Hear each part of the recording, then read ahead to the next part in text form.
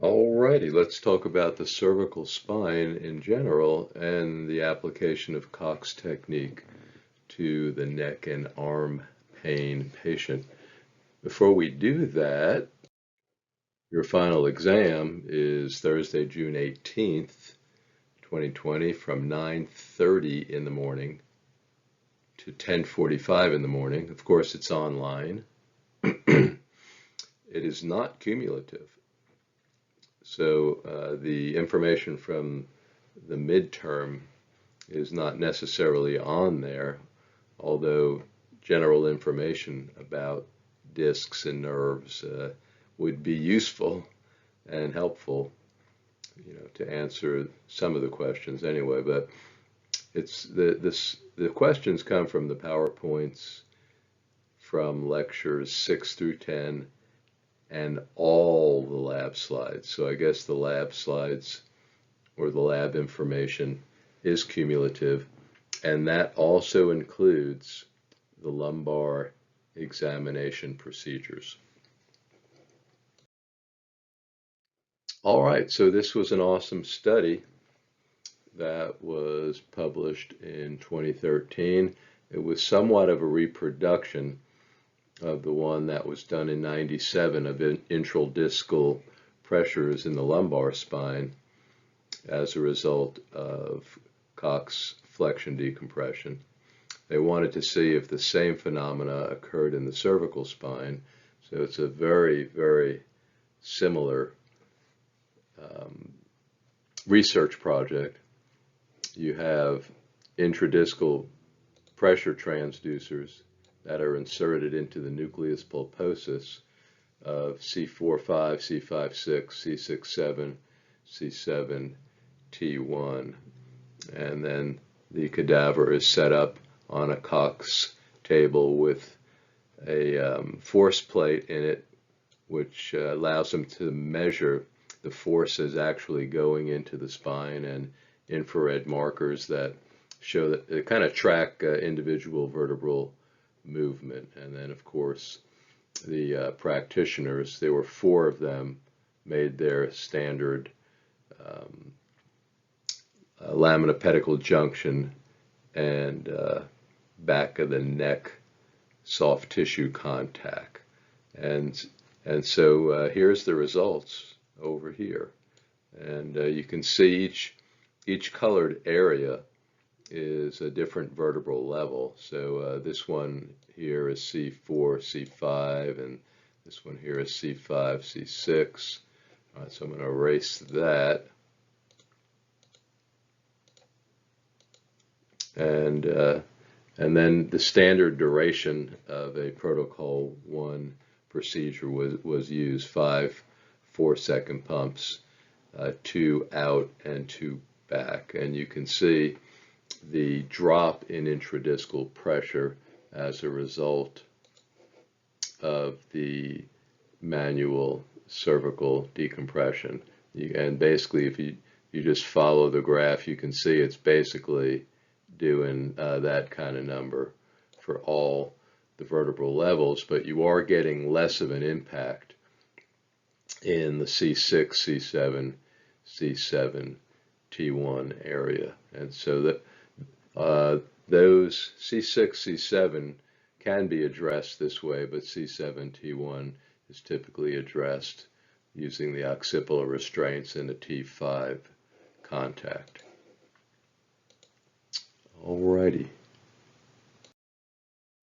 So the conclusion of the study, the objective was to measure intradiscal pressure during manual cervical decompression, and intradiscal pressure decreases were seen at all of the lower cervicals that were tested, and your mean traction forces are listed there. And they did find, which I thought was awesome, is that intra-clinician reliability was good. So it was pretty standard findings between all 4 trained Cox practitioners that participated in the research study. Alrighty, so what to avoid here in the cervical spine? Yow. I couldn't believe it. This is a trusted patient that had successfully treated, was telling me about his brother. And the sad thing about this is this gentleman, I don't even know how he's doing now. This was at least 10 years ago. This gentleman never, ever, ever tried chiropractic care. Yowza. Anyway, 56 years old, cervical spine fusion from C3 to C7. Okay, that's a big one. So we mentioned this adjacent segment disease, and that is basically excessive strain, leverage, and wear and tear above and below the fusion. Well, this poor guy doesn't have much above. He's fused. C3 is not going anywhere. That only leaves C2, C1, and C0 for all of his cervical spine movement. And then, of course, where C7 and T1 join, that area is also, it's really just destined or prone for trouble. Like I said, I don't know how he's doing now. I would be curious to see what the effect of this was. But we want you to be a beacon and a light in your community and try and help people avoid this. All right, so concerning adjacent segment disease, this was a 20-year cohort study, right? So they looked into, started it and looked 20 years into the future. They started with 188 patients. All of them had one of these done right here. Anterior cervical discectomy, right? They remove the disc and then they fuse it. And if you'll notice, there is a cage in there, cage fusion. They fill that with bone chips to help the vertebral bodies fuse together.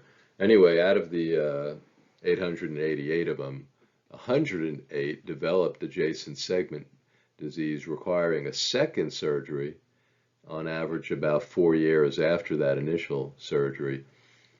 And then out of those, 25% of those, you got this, folks? You ready? Required a third surgery. Woohoo. Third surgery. Wow, weren't they lucky? Anyway, that's, those are the unfortunate statistics of these radical surgical interventions. I wish I knew how many of them tried or did not try conservative chiropractic measures. I'm thinking not a large majority. All right, so some wonders of the cervical spine. It's the most complicated articular system in the human body. There's 36 separate joints whose function it is to carry out a myriad of neck and head movements. The cervical spine is a uniquely and delicately designed mobile and flexible anatomic cylinder. It is able to protect its delicate contents in contrast, and this is very interesting, to the immobile protective skull above and the rigid thorax below. If you think about it, the cervical spine is in a very precarious position because what sits above it is a bowling ball, right? It's just a sphere of bone. And what sits below it is this rigid thorax. And the cervical spine is thin and delicate. And that is why it is so prone to injury, especially the acceleration, deceleration, which is just a fancy term for a whiplash injury. It is just easily stretched beyond its normal elastic limits as a result of a rapid concussion of forces. All right, but it does effortlessly balance a 10 to 15 pound ball on two small lateral masses of the atlas. It moves over 600 times an hour. It's subject to stress and strain just in ordinary everyday activities. When you speak, gesture, rise, sit, walk, turn, sleep, It's stressed, it's strained. Its position discloses your mood and your attitude, right? Flexion, kind of chin down, suggests depression. Extension, chin up, optimism, confidence. And a pain in the neck is such an unpleasant experience that it is used as an expression for any annoying person or event. So there you have some wonders of the cervical spine. All right, functional spinal unit, comparative anatomy. So uh, here we have sagittal views. Let's get a pen going. All right, sagittal views and axial views. And of course, to the left is cervical, to the right is lumbar. Let's start with the end plates. In the cervical spine, that very interesting concave, convex configuration. Lumbar, they're just two flat, parallel end plates. All right, the nucleus in the cervical spine has a definite anterior orientation, which is a real plus because disc injuries tend to be posterior. The nucleus in the lumbar spine has a more central orientation. Vertical disc height in the cervicals, the disc is 2 times the height anteriorly than it is posteriorly. In the lumbar spine, it's slightly greater in the anterior. There are 5 functional joints in the cervical spine, 3 anterior and 2 posterior. So the 3 anterior would be the intervertebral joint, which is the disc and the vertebral bodies, and then you have the uncovertebral joints, and then so that's 3, and then the 2 posterior would be the facets.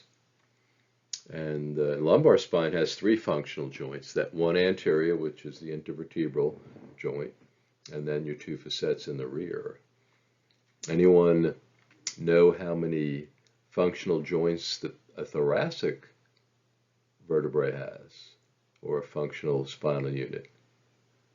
So the answer is 7, and you have the intervertebral joint, the 2 facets, and then you have 2 costovertebral and 2 costotransverse. Maybe we got you on that one. Annulus in the cervical spine is thin. It's markedly thin, but it's reinforced by 2 things. One is a very thick and sometimes double layered posterior longitudinal ligament, and then the uncus. And that's kind of like a bulwark or a fortifying kind of a lateral or a posterolateral wall. The annulus in the lumbar spine has pretty symmetrical thickness. It's pretty darn thick in the rear, where it needs that fortification. Posterior longitudinal ligament in the cervical spine, very thick, very complete, very broad. We'll show you a picture of that. In the lumbar spine, the posterior longitudinal ligament is rather incomplete. It's rather thin and rather narrow, and you'll see a comparison of that. Facet angles. Facet angles in the cervical spine are weight bearing. They were designed that way. They sit at a 45-degree angle, and the facets in the lumbar spine really were not designed to be weight bearing, and as you know, they take about 20% of compressive loads. They sit at a 90-degree angle. Thoracics sit between the two at about a 60-degree angle. All right, so there are some in vitro examples of cervical disc to the left and lumbar disc to the right, and you can see the posterior cervical annulus is markedly thin, and this is actually it right there. Those brackets with the P. Something very interesting is the cervical annulus does not have lamella. It does not have annular rings. It's a single concentric or circular mass of collagen, and it's thick in the front. Yeah, it looks pretty darn thick. You wonder why it wasn't that way in the back. It tapers as you go laterally. You can see it just gets thinner and thinner. And then posteriorly, it's just a thin layer of tissue, but it is reinforced by the posterior longitudinal ligament. In the lumbar spine, you can see that annulus is nice and thick in the front and nice and thick in the rear. All right, so the uncovertebral joints, which I know you're familiar with, C3 through C7, lateral margin projections, also known as an uncus or an uncinate process. What are their significance? Well, it's a bony elevation that develops and enlarges somewhere in the 9 to 14-year-old time period.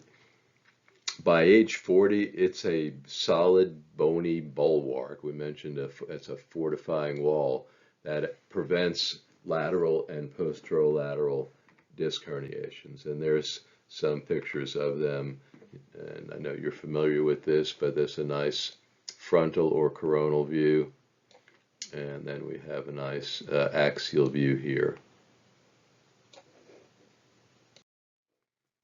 All right, the nucleus, the cervical nucleus is quite evident at birth and still evident at puberty. It's made up of that typical type 2 collagen. It has the proteoglycan matrix in it. It has the GAGs, glycosaminoglycans. It is capable of hydration and imbibition and resisting compression. The nucleus dries up pretty rapidly in the cervical spine. It's less evidence in an adolescent, and pretty much by age 40, it disappears. They've done, this is one study here, right? 191 whole human cervical spine dissections. No evidence of a gel-like nucleus found in any adults. So the adult cervical disc, particularly the nucleus, is dry, it's ligamentous, it's pretty much composed of a fibrocartilaginous mass with very little proteoglycans left. So in other words, the GAGs are pretty much gone, and it really doesn't have the ability to imbibe. Let's just put it this way: Nucleo Man is kind of gone. You know, he's kind of like an old man in a rocking chair. So after age 40, it's difficult, if not impossible, to herniate a cervical nucleus pulposus.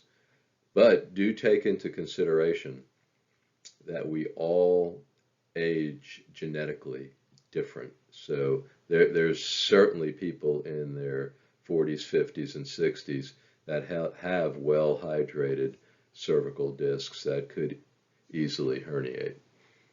But internally, when they look in the disc, pieces of disc tissue are frequently found as just fragments, and a fragment could conceivably herniate. So you might throw, you know, like a kind of a hard, dried up nuclear fragment.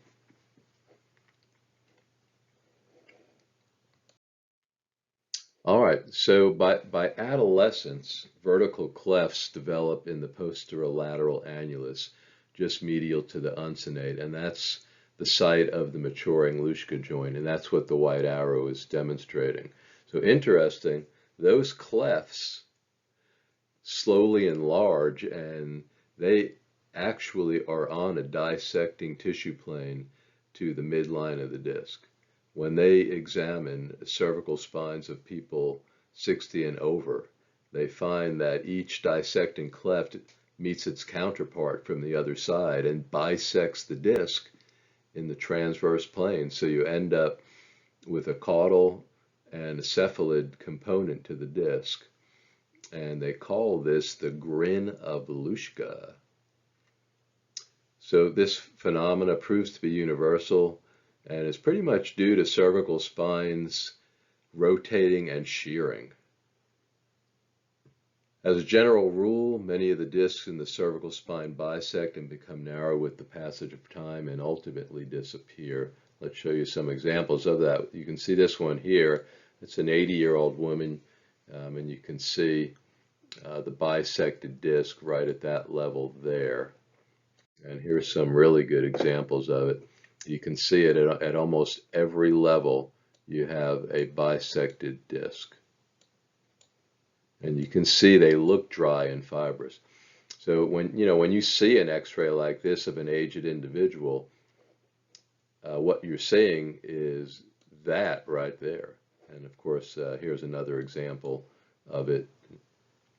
Kind of messy. I actually have a few of these, but age and time will do that to you. All right, so a few more comparisons. The nucleus to the left is a 39-year-old lumbar disc. To the right is a 39-year-old cervical disc.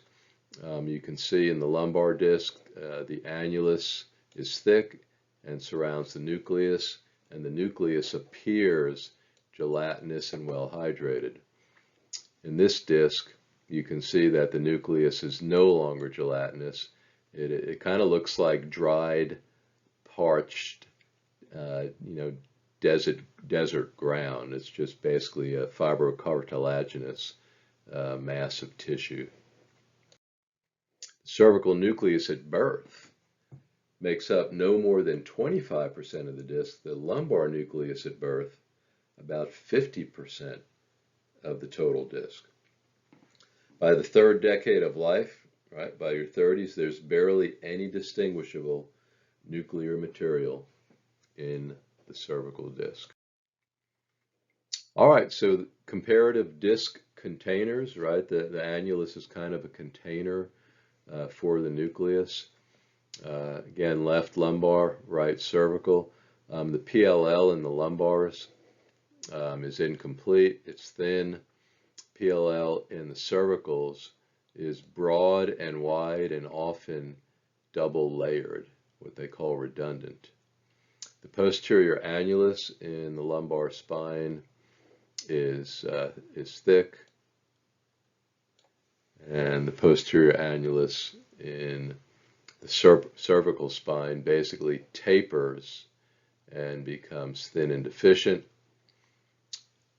The nerve root in the lumbar spine is quite exposed. You can see it there and there. But the nerve root in the cervical spine, you can see that you have that double layer of posterior longitudinal ligament material, and then you have this uncus right over there. My line drawing is terrible. I apologize for that. I've yet to figure out how to draw with a cursor, with a mouse. Okay. The nucleus in the lumbar spine has a rather central location. The nucleus in the cervical spine has a very anterior location. Uncovertebral joints, obviously there's none in the lumbar spine, and they're quite evident in the cervical spine and do partially protect the nerve root. So there's a few more comparisons for you. These are some good pictures of the PLL, and you can see in the cervical spine is quite thick and wide and often double layered. In the lumbar spine, you can see how it tapers down, and in the area where it's really needed, at L4 and L5, it's quite deficient, and here's a nice in vitro example of it.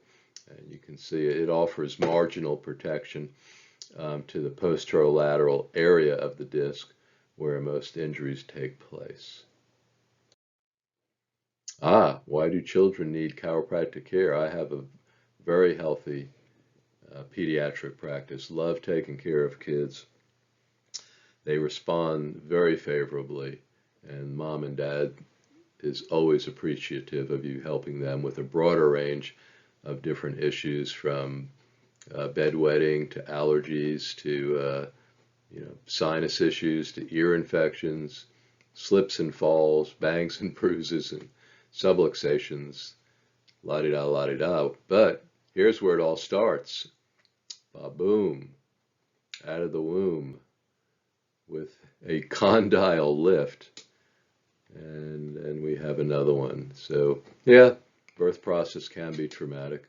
I guess it depends on the delivering gynecologist. All right, this is an interesting study on accessory transverse foramina in the cervical spine.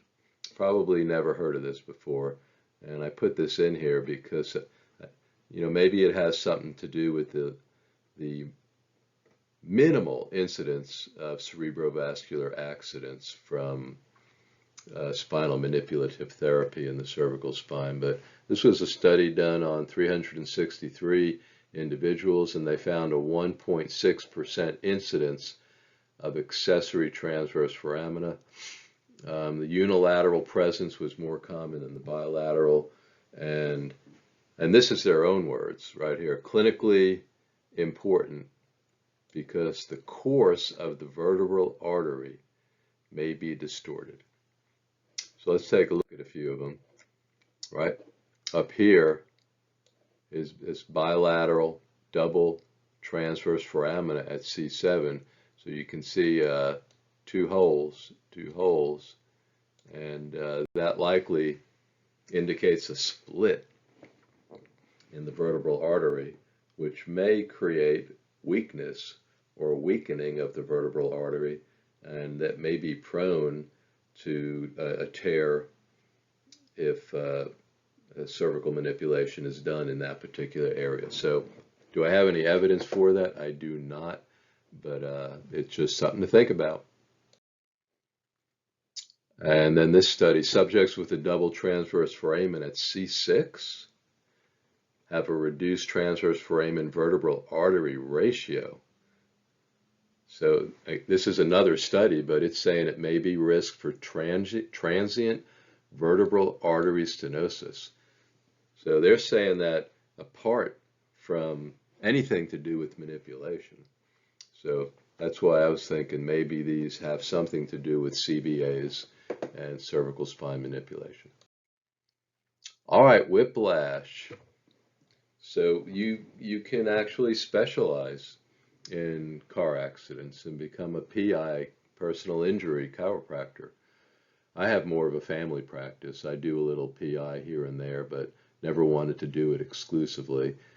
Usually when a patient, an already established patient, has been in a car accident, we'll accept their case and wait on payment from the attorneys.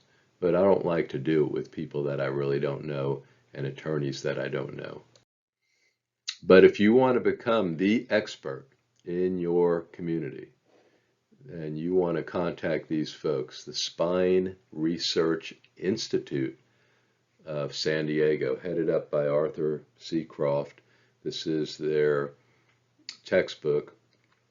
They are not just chiropractic, they're one of the world authorities on whiplash, particularly the mild traumatic form of whiplash that insurance companies like to proclaim that how could anything have possibly happened to you? The car was only going 10 miles an hour.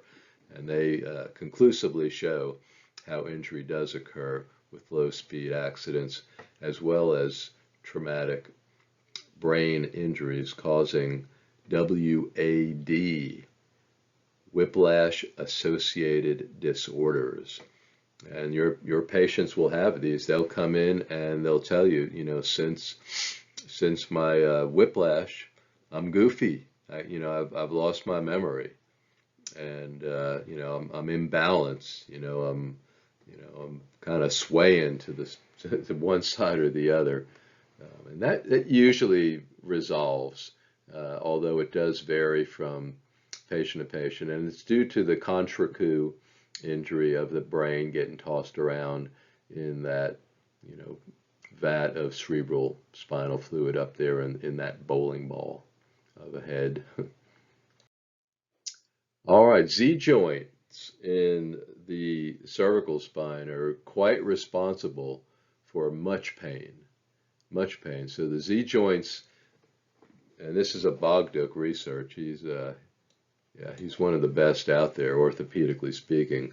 The Z joints are the single most common source of neck pain in patients with chronic neck pain after a whiplash. And the prevalence of Z joint pain in patients with chronic neck pain with or without a history of whiplash is about 50%. It's not that high in the lumbar spine. As far as the pain generator or the predominant pain generator in the cervical spine, it's more facet. In the lumbar spine, it's more disc. All right, so postmortem accident studies, right, apart from the lethal injury, reveal just a variety of non-lethal injuries to the cervical spine, which we can translate into your just normal whiplash injury, where the patient, of course, does not expire, but does sustain injury to the neck. And so of course, if they do expire, they can dissect and examine them and see what kind of injuries occur. So these are the common injuries from whiplash. Number one is an intra-articular hemorrhage, right? This stuff right here. It's bleeding inside of the facet articular processes. Number two is a capsular tear, that one right there. So the capsule can tear, anywhere within, the full width of the capsule, or where it attaches to the articular pillar, and it just kind of pulls off, or it's like an avulsion. Meniscoid contusions. Remember the meniscoids, those fibroadipose lubricating pads? Those can get slammed and bruised and contused. Articular subchondral fractures, right? Subchondral, that's a fracture in the cartilage, lining that facet or that articular process. Articular pillar fractures, right? That's the articular pillar, and it's cracked. And then annular tears can occur. That's a rim lesion because it's right in the front at the apophyseal ring, and that's where they most commonly occur. And that would happen from the hyperextension part of the whiplash, where, when the head got jerked backwards, that space opens really wide, and it can cause an annular tear at that level. All right, so what are the biomechanics of a whiplash? Now, this is going to show just the extension component of it, and one of the problems that's prevalent with the extension component of a whiplash is called spearing. Let's explain the mechanism of spearing. All right, so to the left, we have the extension part, or phase one of a whiplash, and it takes about 1/10 of a second in each direction. So if you get hit from behind, your neck and head go toward the impact. So if you get hit from behind, your neck and head snap backwards first, and then reflexively forward. If you hit somebody, right, if you hit the car in front of you, then your head goes forward first and then snaps backwards. So this is the extension part. But basically what happens is the cervical spine becomes compressed from below because the trunk rises towards the head. And then it begins to form into what they call a sigmoid, or an S-shaped curvature. Okay, and you can see that, one, nothing's really happened yet. Two, it's starting to buckle backwards. Three, it's definitely starting to buckle backwards. All right, now the instantaneous axis of rotation of the lower cervical vertebrae shifts. So let's explain that. The instantaneous axis of rotation is the pivot point of a vertebrae during flexion and extension. So let's call that C5. Let's call that C6. So the pivot point for flexion and extension of C5 is this point right here. And the arrow is representing, the extension part of that. It's all occurring around this point right there that I just erased. Okay, so because of that snap backward of the neck, the instantaneous axis of rotation shifts upward. That's where it shifts. So the arc is diminished. And what happens is the inferior articular process of the superior vertebrae, which is right here, spears the superior articular process of the inferior vertebrae. And that's what this arrow right here represents. So that tip right there is going to spear right into that articular process. And it's going to cause some damage. It can cause that intra-articular hemorrhaging, or that fracture of the cartilage or fracture of the articular pillar. All right, and then after that spearing takes place, the spine pretty much goes back into its normal configuration. However, again, if this was a rear end collision, it would then have to go forward, and then there's a whole array of additional damage that can occur as well. But this is what you would study if you attend the courses of the Spine Research Institute of San Diego. All right, postmortem studies, whiplash studies reveal that whiplash injuries often cause ligament damage, but they rarely cause disc herniation. What they commonly find is a bruising or hemorrhaging of the uncinnates, rim lesions, right? We went over those, where the anterior expansion of the vertebral bodies, causes displacement of the disc or a tear of the disc. And then vertebral end plate avulsions, that's just a tearing off of an end plate from just the forces of the disc separating. And this is experimental and computational biomechanical analysis of rear end collisions. And they wanted to see what the head restraint did. And so the head restraint does reduce peak disc separation. So it does minimize that anterior separation of the vertebral bodies and potential rim lesions. It limits capsular strain below the sub-failure threshold, so it helps to prevent tears and strains of the articular capsule. And it also limits anterior longitudinal ligament strain. This is in comparison to not having any head restraint at all. But what it does not do, which is unfortunate, it doesn't protect from spearing. Right? That spearing still occurs, and that's where a lot of the injury and damage occurs from a acceleration, deceleration, whiplash injury to the cervical spine.